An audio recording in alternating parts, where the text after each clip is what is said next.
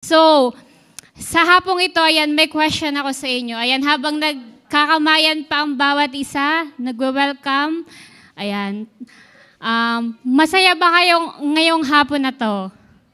Amen. So, masaya ang bawat isa this afternoon. Ayan, so sabihin mo sa katabi mo, ready ka na ba? Anong sagot niya? Ay, hindi pa siya ready. Ayan. So, kanina ay grabe, sobrang tuwang-tuwa kayo at sobrang saya ng ating icebreaker. Ayan. Makita talaga natin dito yung sino talaga yung magaling mag-drawing, sino yung mga may potential in the future na maging architect. Ayan. So, ang topic na pag-aaralan natin sa hapong ito, ayan. So, kanina tinanong kayo ni Ate Princess kung ano yung mga naging topic natin in the last week. So, tanongin natin kayo. So, ano yung week 1 natin topic? Renew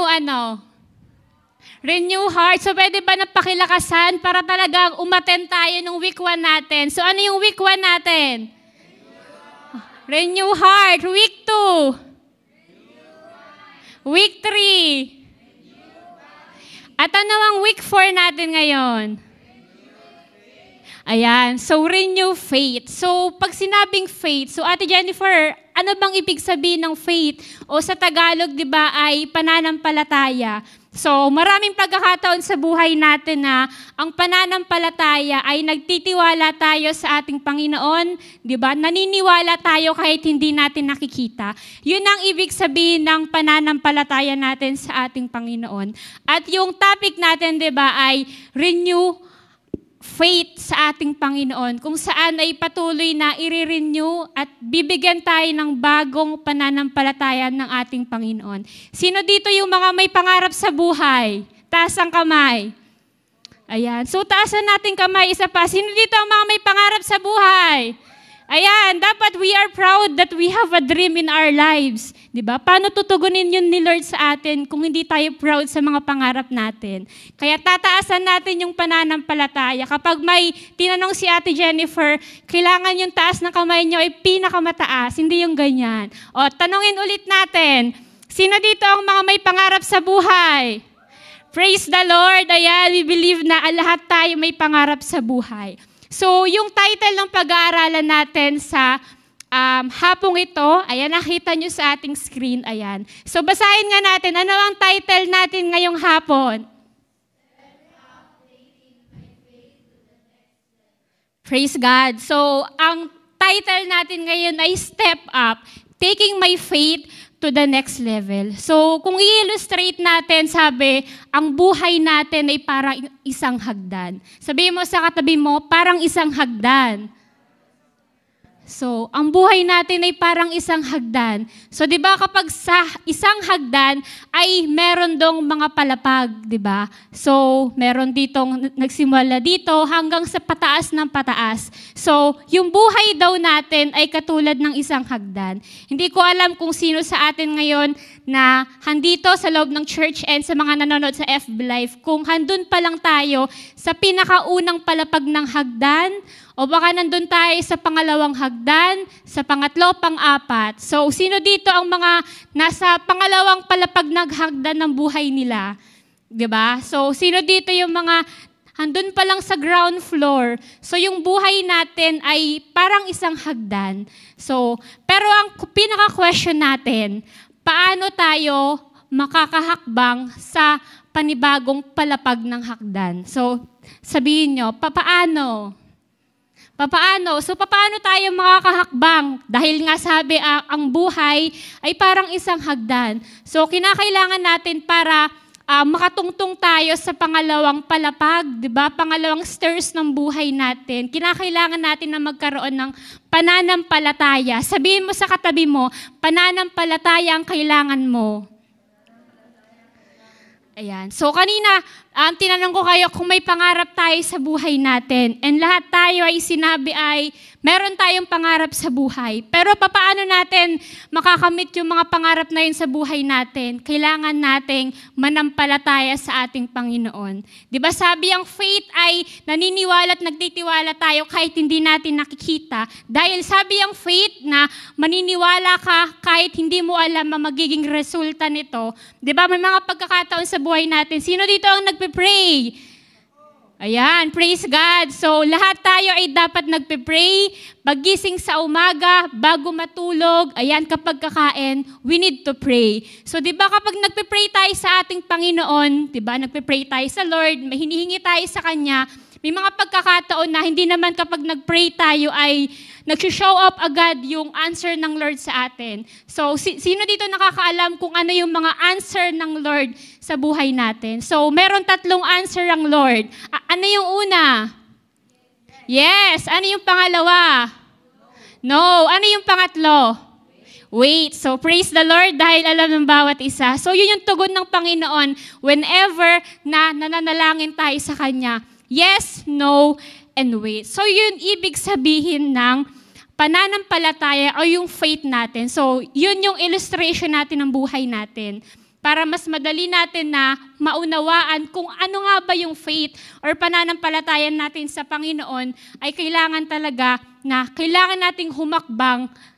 Kasi, for example, tayong lahat ay handito pa lang sa ground floor. Siyempre, sa buhay ay may finish line. Diba? Lahat naman tayo may finish line. May kanya-kanyang palapag, may kanya-kanyang hagdan na kailangan natin na malagpasan.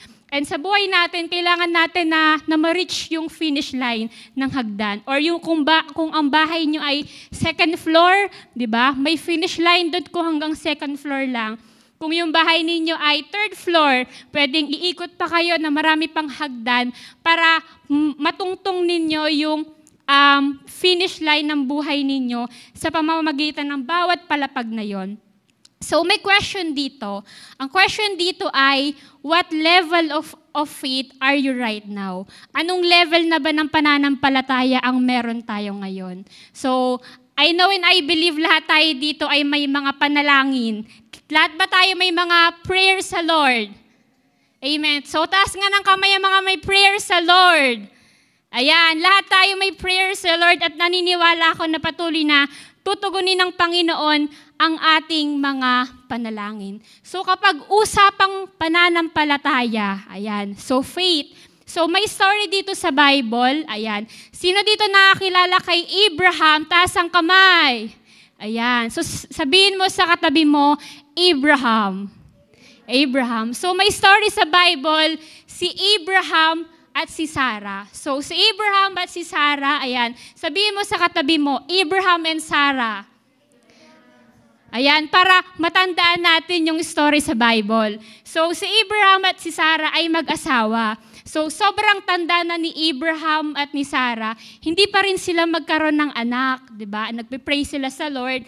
And sabi dito sa verse na ito, sa Genesis chapter 18, verse 13 to 14, ayan, nakita niyo sa slide. So, sabi diyan, then the Lord said to Abraham, why did Sarah laugh and say, will I really have a child now that I am old? Is anything too hard for the Lord? I will return to you at the appointed time next year, and Sarah will have a son. Ayan, so praise the Lord. So si Abraham ay sinabi ng Panginoon na magkakaroon daw ng anak si Sarah. Yung age ni Abraham at ni Sarah nung mga pagkakataon na yun is yung age ng mga grandpa at grandma. So tatanungin ko kayo, di ba? Sa panahon natin ngayon, kapag yung age na yon ng mga lola natin, kaya pa ba at posible pa ba na sila ay magkaanak? Yes or no? No, di ba? Pero ang ginawa ng Panginoon ay sinabi niya kay Sarah, Sarah, magkakaroon ka ng anak. Pero ano ang naging response ni Lord ni Sarah sa Panginoon, di ba? Ang response niya ay, why did Sarah laugh and say? So, nung nalaman niya na, Lord, magkakaanak ako, ang naging tugon niya ay tumawa siya, di ba? So, may mga pagkakataon sa buhay natin na natatawa na lang tayo na, Lord, totoo ba yan? Lord, nangyayari ba yung mga imposible na bagay na yan sa buhay natin? And that's faith, di ba?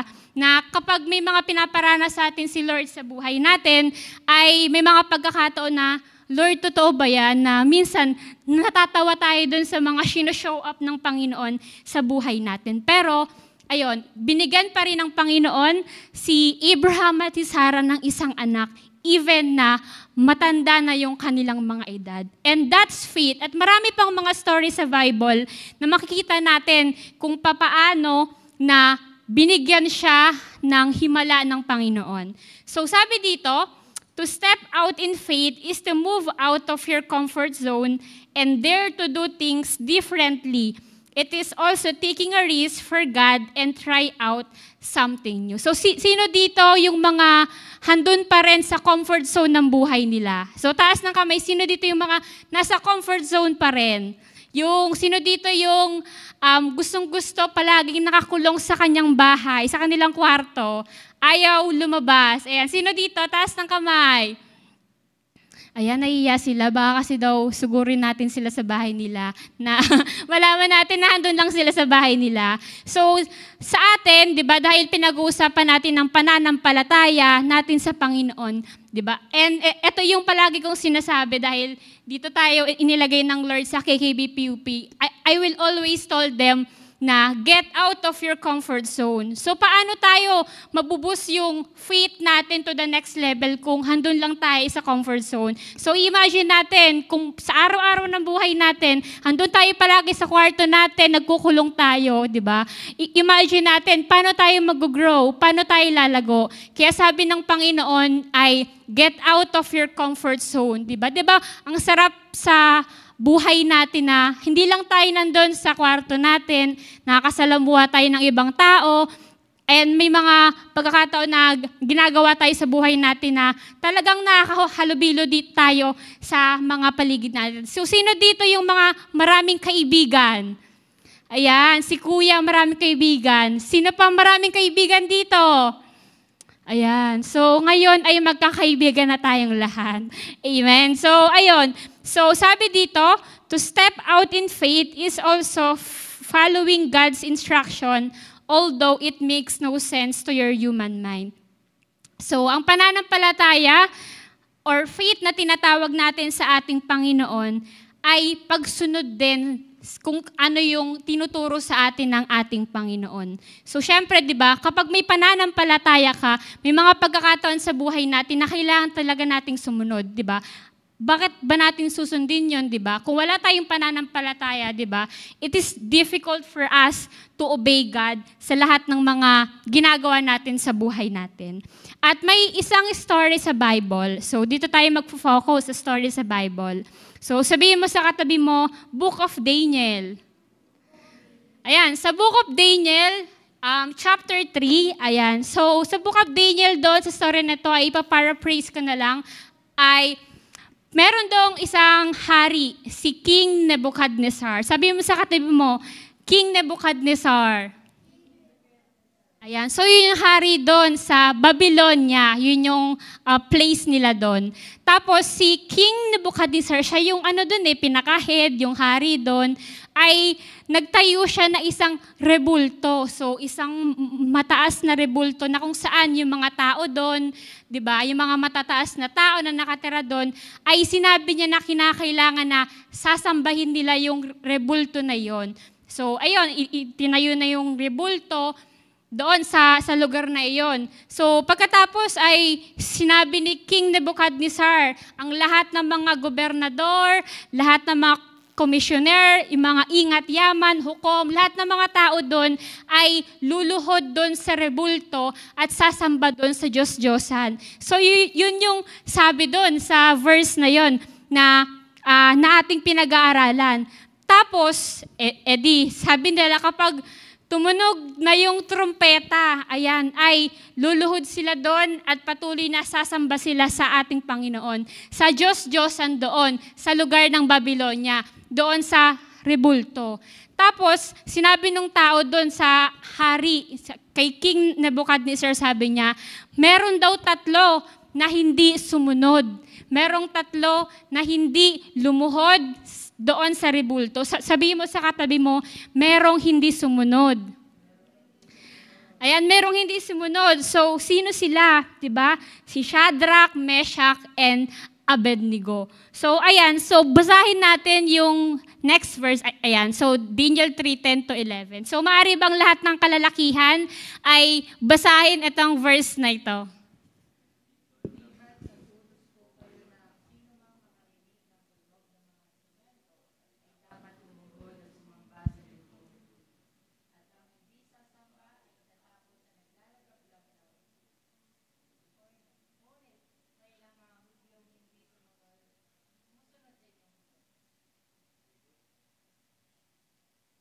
Ayan. So, next slide.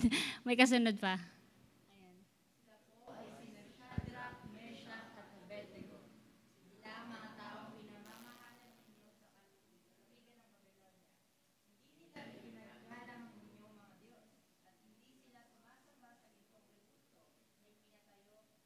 Ayan. So, next verse naman natin ay ating mga kababaihan sa Daniel 3, chapter verse 16-18.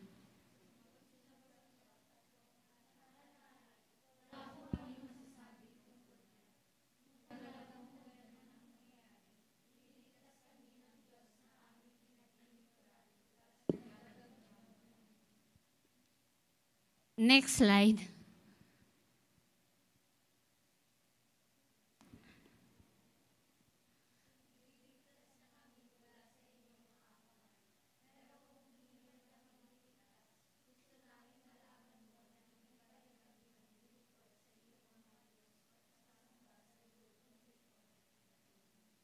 Ayan, praise God. So, noong mga panahong iyon, ay yung 3 na yon, si Shadrach, Meshach, and Abednego, ay sila yung mga hindi talaga sumunod sa Panginoon na kay King Nebuchadnezzar na sabi, 'di ba, ay luluhod sila doon sa rebulto na ginawa ng hari. Pero yung 3 yon ay hindi sumunod dahil alam nila na hindi yon kalugod-lugod sa Panginoon na sumamba sa rebulto at Diyos-Diyosan. Pero ang consequence daw nung sinasabi ng hari, na kapag ang mga yon ay hindi sumunod, hindi lumuhod, ay mapupunta sila sa naglalagablab na hurno o apoy. So imagine natin na kapag hindi sila sumunod, ay handun sila sa mga apoy or mga fire, palilibutan sila doon.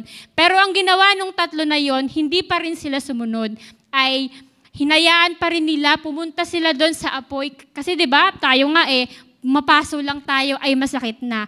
What more pa sila ay napalibutan sila doon ng mga apoy na talagang mainit yon, 'di ba, at masakit. So pinili nila na pumunta doon sa sa apoy, sa fire na handoon sa bilog na yon, sa lugar na iyon. Pero sabi nga 'di ba sa Daniel chapter 3 verse 16-18 ay ililigtas kami ng Diyos na aming pinaglilingkuran mula sa naglalagablab na hurno. Ililigtas niya kami mula sa inyong mga kamay.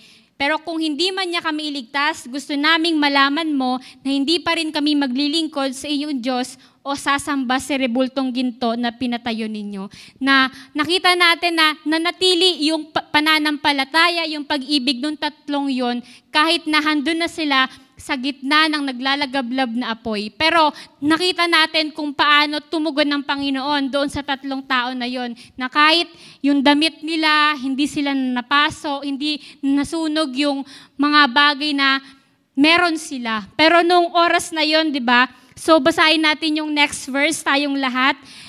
Ito yung ginawa ng ating Panginoon. Ayan, sa Daniel chapter 3, verse 28-30.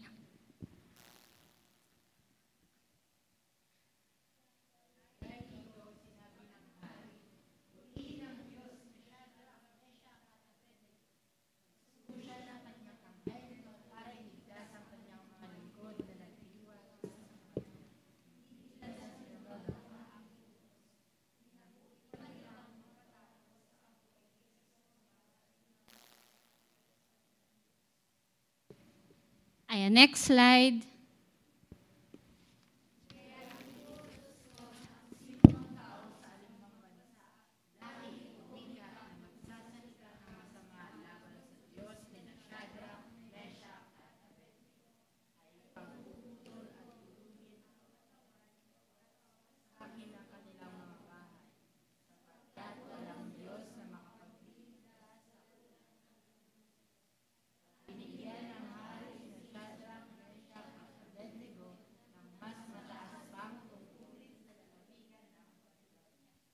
Praise the Lord. So yun yung nangyari, 'di ba? Nung sinunod nila ang Panginoon, hindi talaga sila sumamba sa kahit ano, sa Diyos, hindi nila sinunod. Kahit andun na sila sa apoy, kasi yung apoy talaga na yun mainit at masakit. 'Di ba? Kung imagine tayo kung tayo nandun, 'di ba? Hindi natin gugustuhin 'yon. Pero pinili nila, 'di ba, nag-sacrifice sila para lang sumunod sa Panginoon. At nakita natin na talagang tumugon ng Panginoon.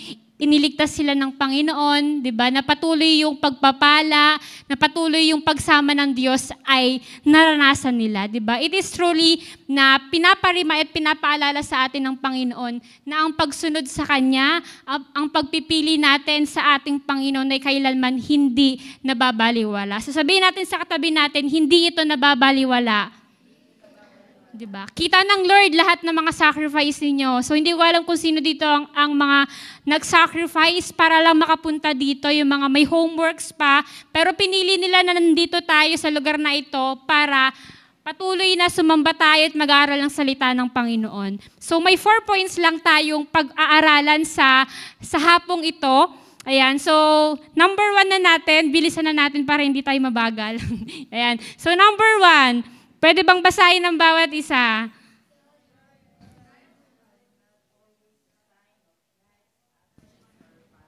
Ayan, trials are not always a sign of God's absence or punishment. So lahat tayo dito may mga pagsubok sa buhay na kinakaharap, may mga pagkakataon sa buhay na nahihirapan tayo, di ba? Sabihin mo sa katabi mo, hindi dahil may problema ka, pinapahirapan ka.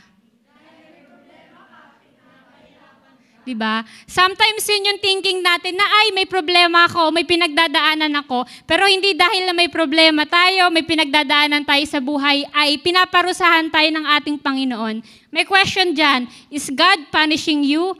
Diba? I don't know kung ano yung mga kinakaharap niyo sa oras na to, ano yung pagsubok na kinakaharap ninyo, kung yung mga pagkakataon na kapag 10 p.m. na sobrang nagpapatugtog na tayo ng mga sad song, di ba? Mga broken music, di ba? Pag 10 p.m. So sino ba dito na yung pag 10 p.m. sobrang dami na sunod-sunod na yung mga shared po sa Facebook. Ayan, ang dami na ng mga nagpaparinig sa mga taong sinaktan sila. So, di ba? And number 2, is God is absent. So, absent ba si Lord sa buhay natin, KKBs? No, 'di ba? Sabihin mo sa katabi mo, hindi absent si Lord. Kaya yung may mga pagkakataon sa buhay natin na yung trials or pagsubok na pinagdadaanan natin, 'di ba? Hindi 'yun na pinaparusahan tayo ng Panginoon, hindi 'yun na sinasaktan tayo ng Panginoon. Pero yung mga pagsubok na pinagdadaanan natin, yung mga pagsubok na kinakaharap natin, ito yung nagiging daan upang mas lalong tumatag ka. Sabihin mo sa katabi mo, upang lalong tumatag ka. Diba? Para mas lalong matatag tayo sa buhay natin. So kanina, yung buhay natin ay parang isang hagdan, diba? Paano tayo makakapunta to the next level of our lives kung hindi tayo hahakbang sa pamamagitan ng ating pananampalataya sa ating Panginoon? Na kung sa unang hagdan pa lang may problema, bumigay ka agad, na hindi ka agad humakbang, so paano ka makakapunta dun sa finish line? So, palagi natin tandaan, KKBs, na every time that we face trials, struggles, circumstances in life, ay yun yung nagiging daan ng Panginoon para patatagin ka, para sa mga susunod na pagsubok na haharapin mo, ay you will never be the same again. Sabihin mo sa katabi mo, you will never be the same again. Dahil pinatatag na tayo ng ating Panginoon. Amen po ba? Amen. Maaari pa natin palakpakan ng Panginoon. Amen. So, sabi dyan sa verse natin sa James chapter 1, verse 2-3, consider it pure joy, my brothers and sisters, whenever you face trials of many kinds, because you know that the testing of your faith produces perseverance. Ano sabi ng Panginoon?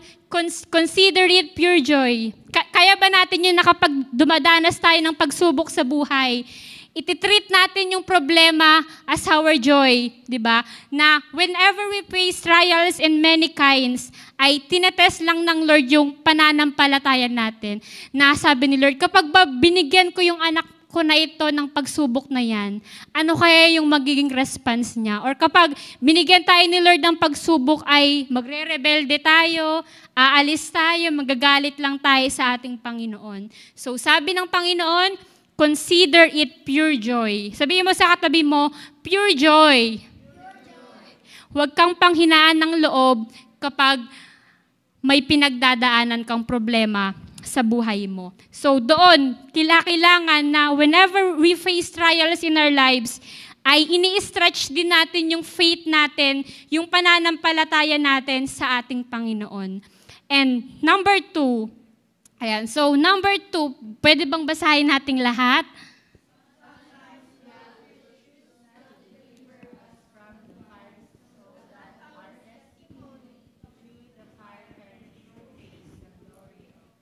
May mga pagkakataon sa buhay natin na hindi tayo dinideliver ng Panginoon sa ganong sitwasyon ng buhay natin. Bakit? Para ipakita ng Panginoon sa ibang tao that it is always by the grace and mercy of God kung bakit mo napagtagumpayan yung problema na kinakaharap mo sa buhay mo na yon. So si Shadrach, Meshach, and Abednego, di ba, nanatili sila doon sa apoy. Bakit? Para ipakita doon kay King Nebuchadnezzar that it is only the grace of God kung bakit sila na handun sa apoy ay buhay pa rin sila, na handun yung pananampalataya nila sa ating Panginoon. So ngayong hapon, may mga sitwasyon ba tayo, mga problema sa buhay natin na para bang handun tayo sa loob ng apoy, hindi tayo na makawala, handun tayo sa loob ng pagsubok ng buhay natin na pinipilit natin na umalis pero hindi tayo makaalis. May mga pagkakataon ba sa buhay natin na sobrang nahihirapan ka na, nasasaktan ka na, pero hindi mo talaga na makalaya ka doon kung saan ka man na nahihirapan sa aspeto ng buhay mo. So sabi dito, next slide, sometimes life doesn't have a happy ending. Sometimes we don't get to go riding off into the sunset. Sometimes we don't get to live happily ever after. Sometimes it's through that pain, through that fire. Ayan, so may mga pagkakataon sa buhay natin na yung buhay natin na hindi laging na masaya. Pero sabi diyan, sometimes it through the pain, through that fire. Yung pain mo, ang patuloy na magre-revive sa'yo. Yung pain na nasaktan ka, ang patuloy na magre-restore sa'yo. Kaya every time na nasasaktan tayo, every time na nahihirapan tayo, consider it a pure joy. Sabihin mo sa katabi mo, huwag ka nang malungkot. Huwag ka nang malungkot dahil may magandang plano ang ating Panginoon sa ating buhay, sa mga oras at sa lahat ng pinagdadaanan natin sa buhay natin.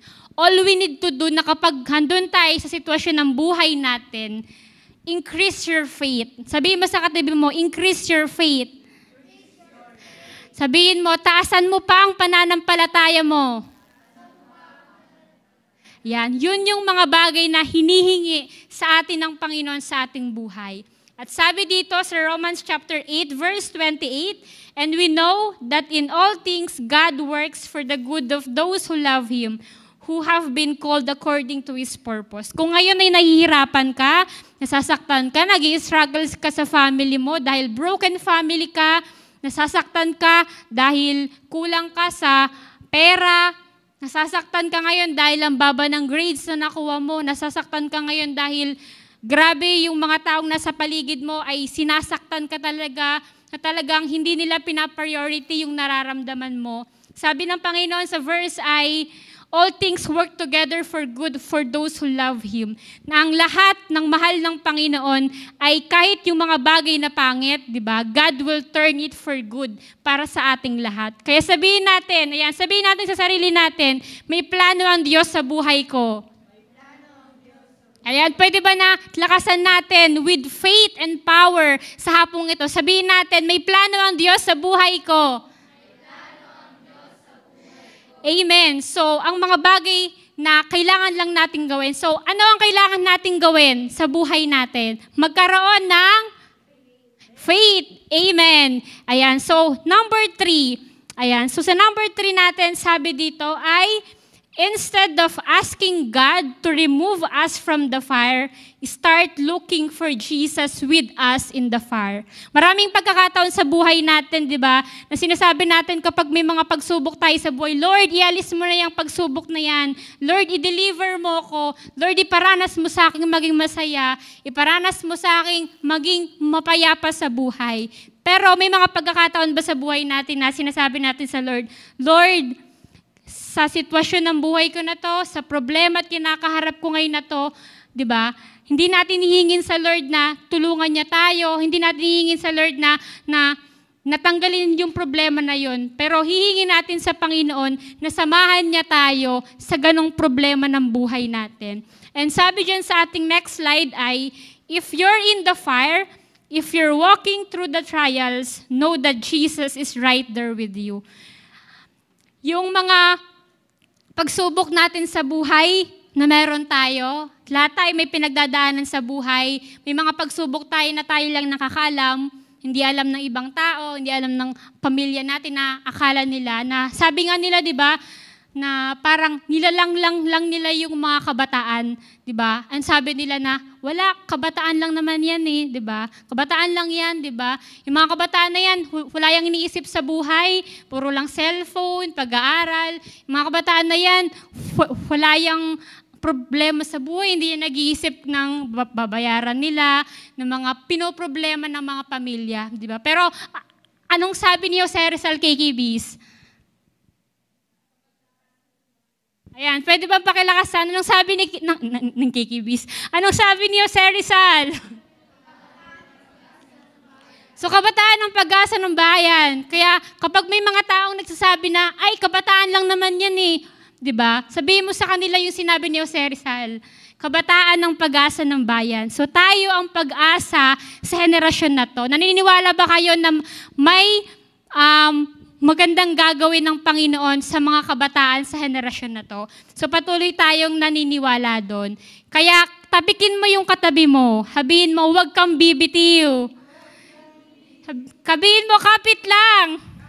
Kapit lang. Kailangan tayong lahat dito ay patuloy na kakapit sa Panginoon. So, sino dito ang naniniwala na sa mga susunod na panahon ay puno itong simbahan natin? Amen. Sino dito ang naniniwala na mag-overflow tayo hanggang pure gold? Amen. Alam niyo kung ano yon? That's faith. We believe God na mapupuno ang lugar na ito, mapupuno at mag-overflow tayo hanggang pure gold. So, ayun, praise the Lord. Sabi sa Psalms chapter 23 verse 4, even though I walk through the darkest valley, I will fear no evil. For you are with me, your rod and your staff, they comfort me. Na kahit anumang daan na dinadaanan natin, mga daan man ng buhay natin na madilim, daan ng buhay natin na sobrang imposible na, anong sabi ng Panginoon? Even though I walk through the darkest valley, I will fear no evil, for you are with me, your rod and your staff, they comfort me. And for our last points dito, ayan, so, last point. So, pwede ba na basahin natin ng malakas? Ayan.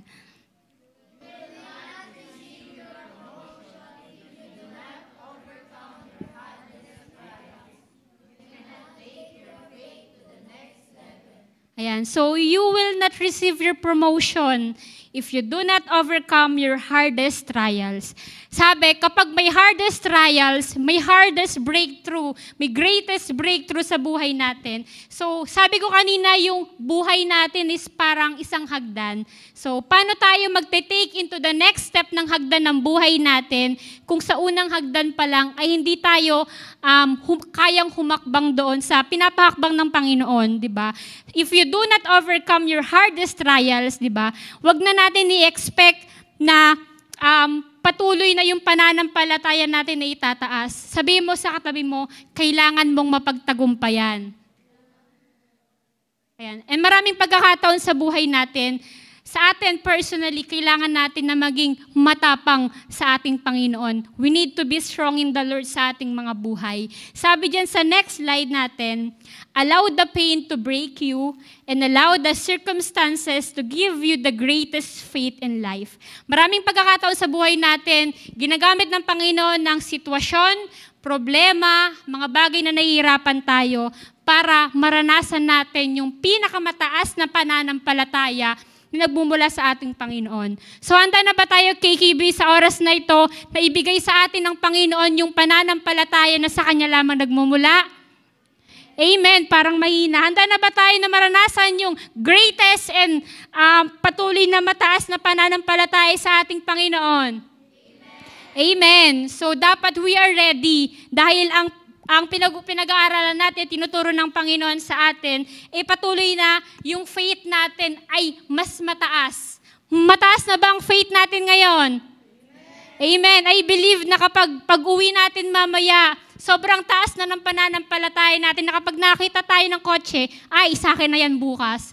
Ganon ang faith ng mga ibang KKBs ngayon na kapag nakakita sila ng isang mataas na bahay, akin na yan bukas. Doon ako sa second floor matutulog bukas. Diba? We will aim, diba? May mga pagkakataon talaga sa buhay natin na yung faith natin talaga is parang nakakabaliw na naniniwala talaga tayo, ang dami nating pananiniwalaan dahil ang faith, diba? Naniniwala at nagtitiwala tayo kahit hindi natin nakikita kung ano yung nagiging resulta sa buhay natin. So sabi ng Panginoon sa 1 Peter chapter 5 verse 10, and the God of all grace who called you to His eternal glory in Christ, after you have suffered a little while, will Himself restore you and make you strong, firm, and steadfast. So sabi ng Lord, after you suffer, after mong makaranas ng different problems and trials sa buhay natin, ano sabi ni Lord? God will restore you and make you strong, firm, and steadfast. Sabihin mo sa katabi mo, patatatagin ka ng Panginoon. Ayan. So, kung meron man dito ng hihina, dahil ang daming problema sa bahay, na kapag nandito sa church, dito lang natin nararanasan talaga yung peace, sobrang kalmado na puso at buhay na nagmumula sa ating Panginoon. At para sa ating conclusion, ayan. So, sabi dito sa ating conclusion ay, your greatest faith comes from the hardest pain. Take it, even if it's breaking and uncomfortable for you. Faith is fighting and choosing Jesus, even if it's costly. Diba? Paano natin makukuha yung greatest faith? Diba? Yung faith talaga napakataas kung hindi natin ma-overcome yung hardest trials ng buhay natin. And ito lang yung palagi natin tatandaan, the more na nahihirapan ka, the more na tataas ang pananampalataya mo. The more na may pinagdadaanan tayo sa buhay. Kasi diba, ang pagsubok talaga, it will break us. Aminin man natin o hindi, na kapag kinamusta kayo ng mga leader ninyo, mga ate at kuya ninyo, uy, kamusta ka na? Palaging sinasabi na, ay, okay lang, pero deep inside, hindi talaga okay. Diba? Ang mga kabataan talaga ngayon ay mapagpanggap. Ayan, so, at sabi din ng Panginoon, diba, take it natin yon yung mga pagsubok sa buhay na i-break talaga tayo, diba? Siyempre, pag may pagsubok sa buhay, talagang mabe-break ka talaga, talagang uncomfortable to you, na talagang hindi ka talaga mapapakali kasi nasasaktan ka. Pero sabi dito, faith is fighting and choosing Jesus even if it's costly. Diba? So, pinipili ba natin ngayong hapon na tumaas ang pananampalataya natin sa Panginoon? Amen ba? Amen. So, this afternoon ay patuloy na pipiliin natin na tumaas yung pananampalataya, na next week pagpunta natin dito, yung pananampalataya natin ay sobrang konti. Na kapag tinanong tayo ng leader natin, uy, aaten ka ba bukas? Sagot natin kahit wala pang pamasahe, kahit sobrang schedule ay hectic, yes ate, aaten po ako. Kahit may mga what if pang nangyayari sa buhay natin. Amen ba ng lahat ng nakapunta ngayon ay aaten ulit next week? Amen! And that is faith. Amen. Praise the Lord. At sa last conclusion natin, ayan. Next conclusion. So sabi diyan, hindi aangat ang pananampalataya mo kung sa isang pagsubok pa lang inaayawan at sinusukuan mo na. Anong sabi sa susunod? So be brave and fight for your faith. Hindi tayo makakatungtong sa finish line ng buhay natin kung sa unang pagsubok pa lang, 'di ba, ay inaayawan, sinusukuan na natin ito sa buhay natin, 'di ba? Hindi ka mananalo kung susuko ka. 'Di ba? Maraming pagkakataon sa buhay natin, maraming kabataan tayo nakikita dahil sa mga problema ay pinipili nilang mag-suicide, pinipili nilang tapusin na yung buhay nila. Hindi na nila na-reach yung pangarap nila, hindi na nila na-reach yung finish line ng buhay nila. So be brave and fight for your faith. Sabihin mo sa katabi mo, ilaban mo ang pananampalataya mo. Kasi si Lord palagi siyang lumalaban sa buhay natin. Nilalaban niya tayo eh. Pero ang pinaka-question, tayo ba, inilalaban ba natin ang buhay? Nilalaban ba natin ang pananampalataya at ang puso natin sa ating Panginoon? So maaari ba, kikibis tayong lahat, ay tumayo tayong lahat at mag-stretch arm forward. Na kapag naganon kayo, ay hindi nyo matatamaan yung katabi ninyo. Ayan. At sa oras na ito, maaari ba tayong maghiwa-hiwalay sa hapong ito? So, sobrang lawak ng church na to, pero hindi kayo pupunta sa Pure Gold, ah. Ayan. So, pwede bang pumunta tayo sa lugar na ito na magkalat tayo. Kalat tayo sa hapong ito. Punta tayo kung saang place sa lugar ng church natin, kung saan talaga ay comfortable tayo, yung talagang hindi tayo mai-istorbo or madi-disturb ng bawat isa. So punta tayo sa lugar na talagang stretch wide yung kamay natin, that we are freely to move, we are freely to worship God sa hapong ito. Ayan. So sa lahat ng okay na sila ay pwedeng itaas nila yung kamay nila para makita natin na okay na ba ang iba or hindi pa. Ayan. So let us maghiwa-hiwalay tayo at patuloy na, ayan, hiwa-hiwalay tayo. Ang lawak ng church pero wag tayo pupuntang Pure Gold. Ayan. So stretch. Ayan. Ayan. So sa hapong ito ay itinuro ng Panginoon sa atin na magkaroon tayo ng pananampalataya. Kung tatanungin niya ako, Ate Jennifer, bakit mo kami pinaghiwa-hiwalay? Gusto ko nga katabi yung katabi ko na hindi ako comfortable kapag sobrang nahihiwalay ako sa Kanya. And tonight, ang gagawin natin sa ating Panginoon, ang lawak ng lugar natin sa lugar na ito, diba? Ang lawak, hindi mo maabot yung katabi mo, sobrang layo niya. Pero this afternoon, ang gagawin natin sa Panginoon, i-stretch natin yung buong pagkatao natin para maabot natin ang pagpapala na nagmumula sa ating Panginoon. We will stretch our faith this afternoon at patuloy na dalangin natin na buksan ng Panginoon ng kalangitan at ibuhos niya sa atin ang mayamang pagpapala na sa Kanya lamang nagmumula. So right now, maaari bang itaas natin ang pinakamataas ang ating kamay, at yung kamay ninyo, it symbolizes your faith. Diba? Right now, God sees you and God is here sa mga oras na to. At patuloy ang Panginoon ay nakikita niya how wide your hands right now. Your hands symbolizes your faith. Gaano ba kataas ang pananampalataya mo sa oras na ito? Hallelujah, Jesus. Sige po, tayong lahat ay aawit sa atin pong Panginoon. Lord, I stand amazed, and I can only stand by your grace. Nothing in me is so great. Yet you love me this great. Lord, I stand amazed.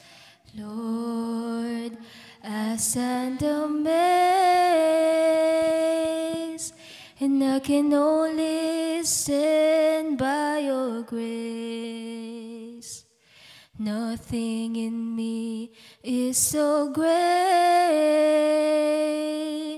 yet you loved me this great. How can I repay you for this? It is so little, Lord, that I have.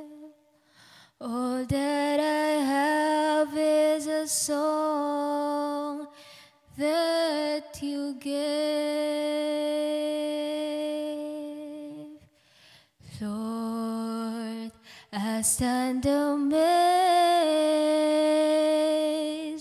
and I can only stand by your grace. Nothing in me is so great, yet you loved me this great. How can I repay you for this? With this so little, Lord, that I have. All that I have is a song that you gave for the last time. Lord, I stand amazed, and I can only stand by your grace. Nothing in me is so great, yet you loved me this great. How can I repay you for this? With this so little, Lord, that I have. All that I have, all that I have is a song that you gave.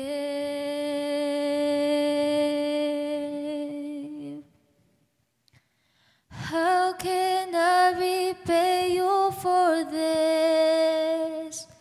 With this so little, Lord, that I have.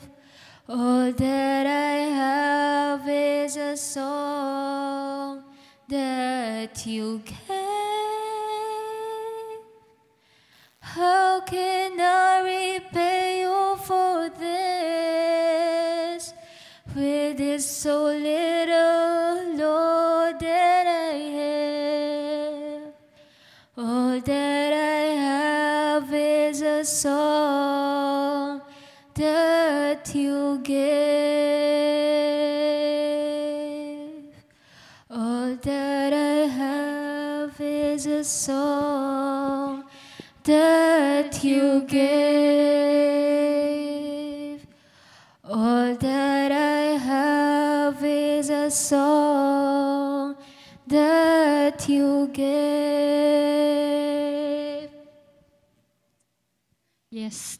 Hallelujah, Lord. Hallelujah, Jesus. And right now, KKBs, God sees each and every one of us. Kita ng Lord, alam ng Panginoon ang inyong pangalan, alam ng Lord ng buhay ninyo. And right now, you are freely to move, you are freely to worship God sa kung paanong paraan na alam nyong mapapupurihan at masasamba nyo ang ating Panginoon. And right now, God is faithful in our lives. God is good. Ang mga bagay na mga imposible sa buhay natin ay kayang gawin ng Panginoon. Ang mga bagay na akala natin wala na, sira na, hindi na kayang tapusin ng Panginoon sa buhay natin. God can do it again in your lives. God can make it possible to you. God can turn around your lives na kahit akala mo katapusan na, akala mo hanggang doon na lang, dulo na lang yun ng buhay mo, na akala mo hindi ka makakapasa sa pag-aaral mo, God can do it again in your lives. Ang hinihingi lang ng Panginoon sa atin sa oras na ito ay patuloy na manampalataya tayo sa Kanya, patuloy na magtiwala tayo sa mga bagay na gagawin at pagtatagumpayin ng ating Panginoon sa ating buhay. And right now, let us lift our hands to God, KKBs, and let us open our hearts to God. Let us open our minds. Let us open our ears to Him. At patuloy na nakikinig ang ating Panginoon sa lahat ng dalangin, lahat ng mga bagay na hinihingi ninyo sa Kanya, lahat ng mga bagay na gabi-gabi, araw-araw ay nasasaktan, araw-araw at gabi-gabi ay patuloy na talagang nasasaktan at patuloy na iniiyak niyo yun sa Lord. God sees it. God will notice everything na lahat na ipinagdadaanan ninyo, na lahat ay patuloy na nadudurog kayo. And right now, gusto ng Panginoon na makita niya ang mga kabataan sa lugar na ito na tumataas ang pananampalataya sa Kanya. Ayon ng Lord na nakikita niya na ang liit ng pananampalataya natin, pero ang taas at ang laki ng hinihingi natin sa Kanya. God cannot move if your faith ay zero, di ba? Kahit, di ba, yung maliit na pananampalataya, it can move mountain. It can move everything na nangyayari sa ating mga buhay. Kaya hayaan natin, itaas natin ang pinakamataas, ang ating mga kamay sa Panginoon. Patuloy na damhin natin ang Kanyang presensya. The Holy Spirit is in our midst. Nandito siya sa lugar na ito at patuloy na hinihipo, tinatouch niya ang buhay at ang puso ng bawat isa.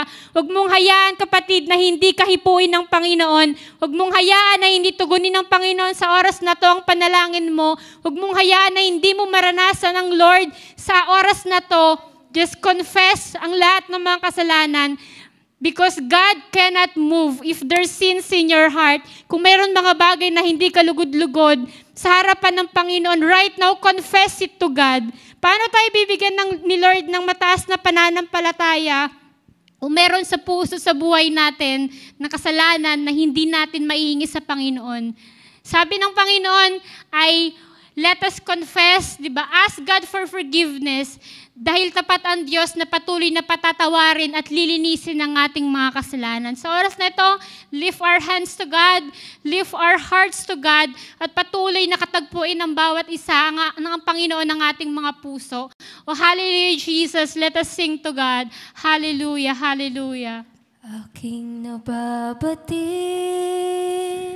na napakabuti mo sa akin, aking namamasid,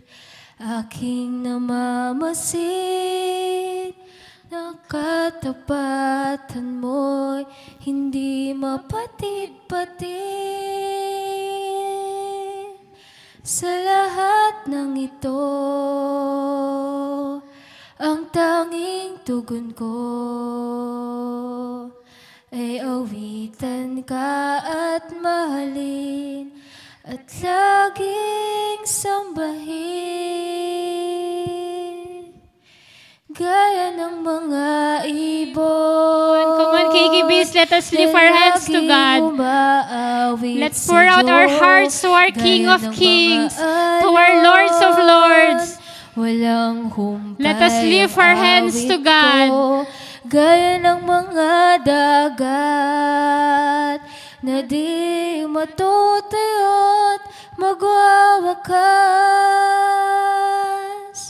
Ang alay kong pagsamba sa'yo ay di rin magwawakas. Gaya ng mga ibon na laging umaawit sa'yo, gaya ng mga alon. Walang humpay ang awit ko, gaya ng mga dagat na di matutuyot, magwawakas. Ang alay kong pagsamba sa'yo ay di rin magwawakas. Gaya ng mga ibon na laging umaawit sa'yo, gaya ng mga alon. Walang humpay ang awit ko, gaya ng mga dagat na di matutuyot, magwawakas. Ang alay kong pagsamba sa'yo ay di rin magwawakas. Sa lahat ng ito, ang tanging tugon ko ay awitan ka at mahalin at laging sambahin. Sa lahat ng ito, ang tanging tugon ko ay awitan ka at mahalin at laging sambahin. Sa lahat ng ito, ang tanging tugon ko ay awitan ka at mahalin at laging sambahin.